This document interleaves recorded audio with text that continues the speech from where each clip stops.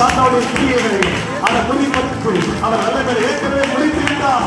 அவருடைய வல்லமையை பறித்து விட்டார். சிலுவையை சாத்தான் கொண்டு போனார். சிலுவையோட வல்லமைகள் பறிக்கப்பட்டது இயேசுவின் மூலமாக. கைகளை கட்டி எந்த நிலையில் இருந்தாலும் அவனை கையிட மாட்டாரு.